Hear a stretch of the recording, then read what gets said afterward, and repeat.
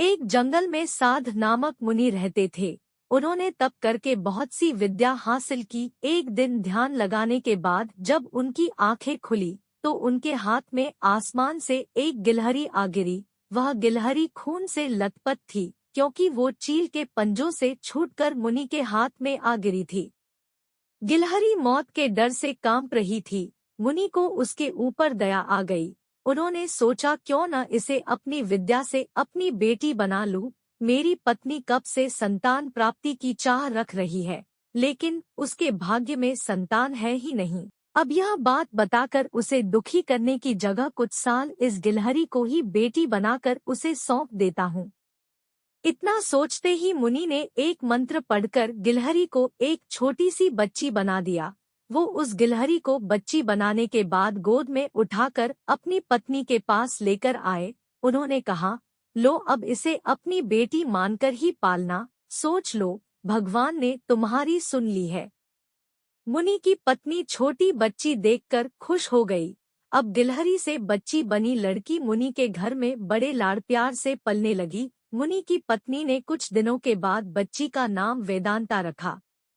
मुनि और मुनि की पत्नी दोनों ने बड़े प्यार से वेदांता को पाला। मुनि को बहुत खुशी थी कि उसकी पत्नी को अपनी ममता लुटाने के लिए एक बेटी मिल गई। कुछ समय के बाद उसकी परवरिश में मुनि भूल ही गए कि वो एक गिलहरी है। वेदांता को मुनि ने अच्छी पढ़ाई लिखाई करवाई। देखते ही देखते वेदांता 16 साल की हो गई। अब मुनि की पत्नी को अपनी सुंदर बेटी की शादी करवाने की चिंता होने लगी। उन्होंने यह बात मुनि से की। अपनी बेटी की तरफ देखते हुए मुनि को भी लगा कि इसका अब विवाह हो जाना चाहिए। मुनि ने अपनी पत्नी से कहा कि तुम चिंता मत करो, मैं इसके लिए योग्य वर ढूंढ लूंगा। मुनि को लगा कि मेरी बेटी बहुत सुंदर है और उसकी शिक्षा दीक्षा भी अच्छी हुई है, इसलिए उन्होंने अपनी सिद्धि से सूर्य देव को पुकारा। सूर्य देव ने मुनि को प्रणाम करके बुलाने की वजह पूछी। तब मुनि ने कहा, मेरी बेटी विवाह के योग्य हो गई है। मैं चाहता हूँ कि आप इसके पति बने। सूर्य देव ने कहा, आप एक बार अपनी पुत्री से पूछ लीजिए, अगर उसे मंजूर है तो मेरी तरफ से भी हाँ है। तब वेदांता बोली, पिताजी, यह बहुत गर्म है, मैं इनके पास नहीं जा पाऊंगी और ना ही इन्हें देख पाऊंगी। मुनि ने वेदांता से कहा, कोई बात नहीं, हम दूसरा वर देख लेंगे। तभी सूर्य देव ने कहा, हे मुनिवर, मुझसे श्रेष्ठ बादल है, आप उनसे बात कीजिए, वह मेरे प्रकाश को भी ढक देते हैं। मुनि ने अब बादल को याद किया। बादल गरजते हुए मुनि के पास पहुँचे और उन्हें नमस्कार किया। इस बार मुनि ने सीधे वेदांता से पूछा, क्या तुम्हें यह वर पसंद है? वेदांता ने जवाब दिया, पिताजी, मेरा रंग गोरा है और इनका काला, हमारी जोड़ी अच्छी नहीं लगेगी। तब बादल ने मुनि से कहा, आप पवन देव को बुलाइए, वे मुझसे श्रेष्ठ हैं, उनमें मुझे उड़ाकर इधर से उधर ले जाने की ताकत है।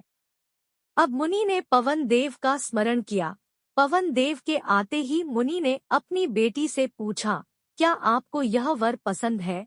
वेदांता बोली, पिताजी, यह तो एक जगह ठहरते ही नहीं है, इनके साथ मैं घर कैसे बसा पाऊंगी? इस बार मुनि ने पवन देव से पूछा, मुझे अपनी पुत्री के लिए वर की तलाश है, आप बताइए कि आपसे श्रेष्ठ कौन है? पवन देव ने जवाब दिया, मुनिवर, आप पर्वत को बुला सकते हैं, वह मेरा रास्ता रोक देते हैं, वह मुझसे श्रेष्ठ है। तुरंत मुनि ने पर्वत को पुकारा। पर्वत को देखते ही वेदांता बोली, यह तो पत्थर है, इनका दिल भी पत्थर का ही होगा, इनसे विवाह कैसे हो पाएगा पिताजी? मुनि ने हाथ जोड़कर पर्वत देव से पूछा, आपसे श्रेष्ठ कौन है? पर्वतराज ने जवाब दिया, हे मुनि, चूहा मुझमें छेद कर देता है, इस आधार से वह मुझसे श्रेष्ठ है। इतना कहते ही पर्वतदेव के कान से चूहा नीचे कूदा। वेदांता ने जैसे ही चूहे को देखा, वह खुशी के मारे उछल पड़ी। उसने कहा, पिताजी, यही मेरा वर बनना चाहिए, मुझे यह पसंद है, इनकी पूंछ, कान, सब कुछ कितना प्यारा है। मुनि ने सोचा, अहो, मैंने एक गिलहरी को मंत्र विद्या से इंसान तो बना दिया, लेकिन इसका दिल अभी भी गिलहरी वाला ही है। मुनि ने तुरंत वेदांता को गिलहरी बनाया और उसका विवाह चूहे से करवा दिया। विवाह के बाद दोनों खुशी खुशी रहने लगे। कहानी से सीख।